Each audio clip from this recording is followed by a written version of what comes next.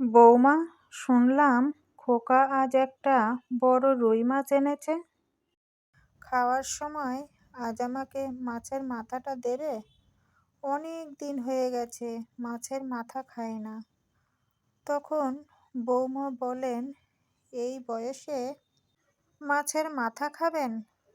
বুড়ো বয়সে তো নোলা কম নয়। বয়স গড়িয়েছে কিন্তু লোভ কমেনি। তেমন কথা নয় বৌমা, আমি যখন রান্না করতাম তখন মাছের মাথাটা হয় খোকা খেত, না হলে খোকার বাবা। আমি কোনো সময় খেতাম না। এখন বয়স হয়েছে তো, তাই লোভটাও একটু বেড়েছে। তাই রুই মাছের মাথা দেখে মাছের মাথা খাওয়ার খুব ইচ্ছে হচ্ছে। বৌমা তখন রাগান্বিত হয়ে বললেন, আপনি এখন এখান থেকে যান তো। খাওয়ার সময় যেইটা দেব সেইটাই খেয়ে নেবেন। শাশুড়ি মাথা নিচু করে চলে যান। দুপুরে খেতে বসে শাশুড়ি মানে প্রতিমা দেবী নিজের বাটিতে দেখলেন মাছের মাথা নেই। প্রতিমা দেবী বৌমাকে ডাক দিলেন, বৌমা, আমাকে মাছের মাথাটা দিলে না? কি হয়েছে বলুন তো? এত চিৎকার করছেন কেন? আপনাকে যেটা দেওয়া হয়েছে সেটাই খেয়ে নিন। মাছের মাথাটা আপনার ছেলে খাবে বলেছেন। প্রদীপবাবু চিৎকার শুনে রান্নাঘরে গেলেন। প্রদীপবাবু হলেন প্রতিমা দেবীর ছেলে। কি হয়েছে মা? প্রদীপবাবুর স্ত্রী তখন মেজাজ দেখিয়ে বললেন, কিছু হয়নি, তুমি এখান থেকে যাও তো। কি হয়েছে আমাকে বলবে? আসলে খোকা, তুই আজকে যে বাজার থেকে রুই মাছটা এনেছিস, আমি ওই রুই মাছের মাথা খেতে চেয়েছিলাম, তাই বৌমা আমাকে দেয়নি, বলল তুই খাবি।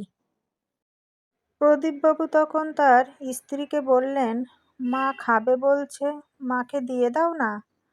মার বয়স হয়েছে, এত বড় মাছের মাথা খেতে পারবে না, এমনি এমনি নষ্ট করবেন, তাই দিইনি। তুমি বেশি কথা বলো না তো, যাও এখান থেকে। নষ্ট হোক, তুমি দিয়ে দাও তো। বুড়ো মানুষ, কোথায় গলায় কাটা লেগে যাবে, খেয়ে দিয়ে পেট খারাপ হবে। আমি মায়ের ভালোর জন্যই দিইনি। প্রবীরবাবু তখন রাগ করে বললেন, যা খুশি তাই করো। এই বলে রান্নাঘর থেকে বেরিয়ে যান। প্রবীর বাবুর স্ত্রী প্রায় শাশুড়ির সঙ্গে খারাপ ব্যবহার করতেন। প্রবীরবাবু চাইলেও প্রতিবাদ করতে পারতেন না।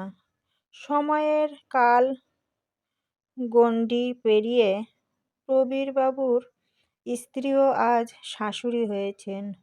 উনি আজ সকাল থেকে দুপুর পর্যন্ত বসে আছেন, বৌমা এখনো খাবার দেয়নি। কিছুক্ষণ পরে বৌমা খাবার নিয়ে এলো, আলু মাখা আর ডাল।